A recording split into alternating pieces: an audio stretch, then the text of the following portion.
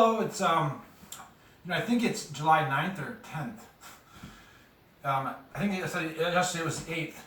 This is going to be like part 4 of my ongoing video series. I just decided I like doing this. I don't talk to anybody much about any of this kind of stuff, so it gives me something kind of look forward to every day to talk about history, which is what I studied for like 5 years in college.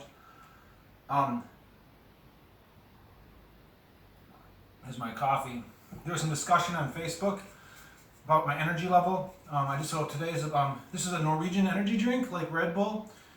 It's I would say it's probably the most popular Norwegian brand of energy drink, even though Red Bull is probably the most popular energy drink here. They also have Monster, and there's I think they have a couple other versions, but it's popular, but not as crazy popular as it is in the U.S. But you see it in every gas station, in every grocery store. But so today's brought to you by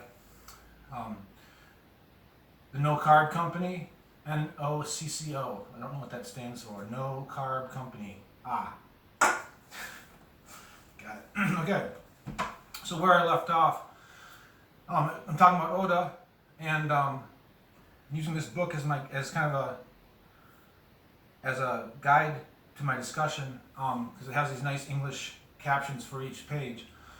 So what I was saying was how there was this class. It talks about the clash in the culture here, as the industry was leaving, and there's people that want to live here because it's a nice place to live, because of the beautiful environment, because they want to have a nice house up in the mountain and a nice community here. And then you have the worker class, and they say there's this clash. Now I don't know how prevalent this clash really is. I think a lot of times the movies make everyone, and TV and media make everyone think there's this clash because that's what drama creates. That creates drama, and a lot of people like that. So I'm not sure how prevalent the clash really is. I don't think it's like the movies where, if you have a suit and tie and you walk in a local bar and someone spits tobacco juice on your boot or something because you're a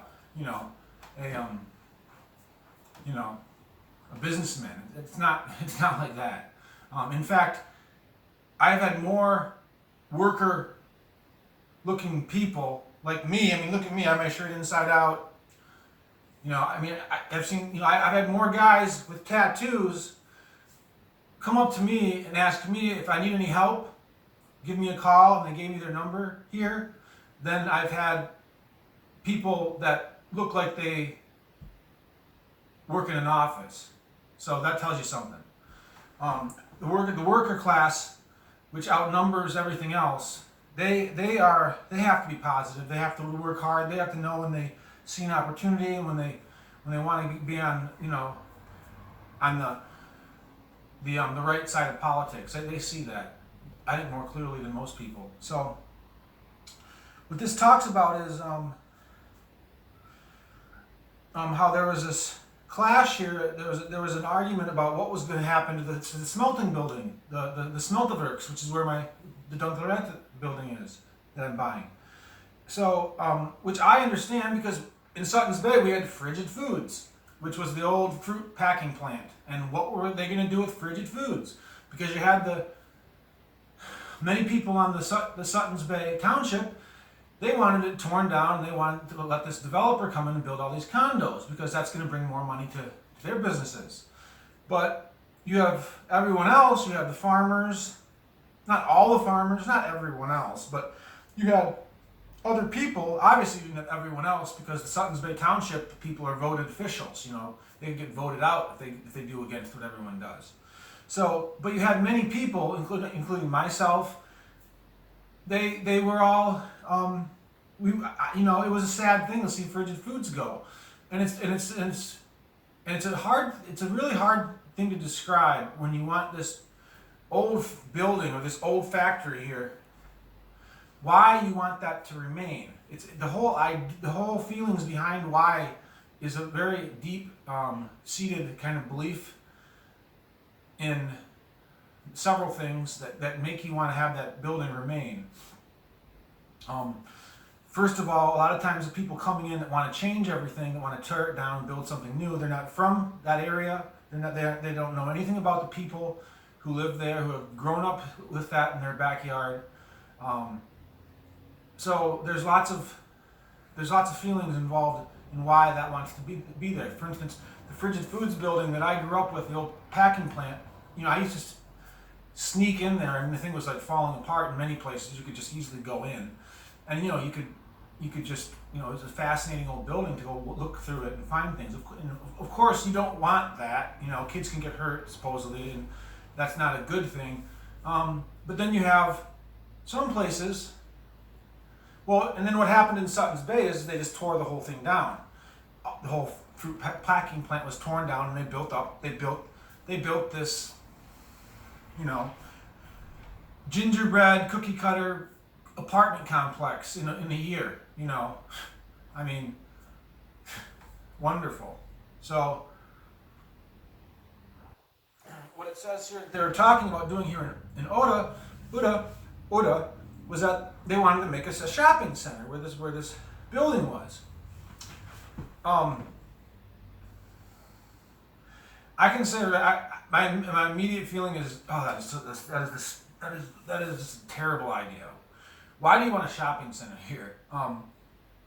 You have very limited space here in this town, and it's such a special place with the fjord there and the freshwater lake kind of sandwiching the town in this area where it can't expand, and you have mountains where it's really difficult to expand up. This is a very special place. Now you might be telling yourself, well, who's this guy that's just moved here from the United States, leaving his hometown, telling us how special this is. We've sat here our whole life and worked really hard, and what do I got? Well, what do I got? I don't have any kids. I'm not married. I'm working my butt off making artwork, which was my dad's initial dream. It wasn't my dream, but I love what it is I do because it was a family tradition.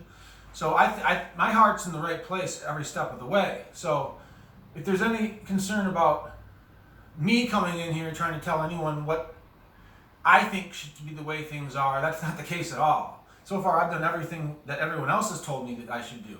How I should scrape the walls in my building, how I can't put anything on the outside of my building.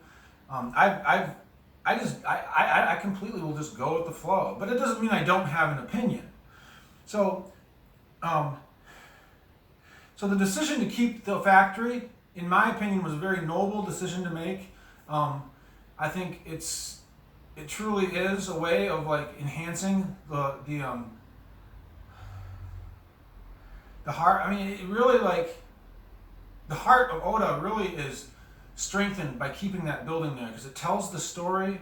It's of this town, and it's the history there. You cannot rebuild that. You cannot replace that. Once it's gone, it's gone. Even though it's not necessarily the most pleasant memory, you can make it pleasant by leaving it because it's no longer, and you've taken the moral high ground by leaving it and saying, look at this. This is what we had.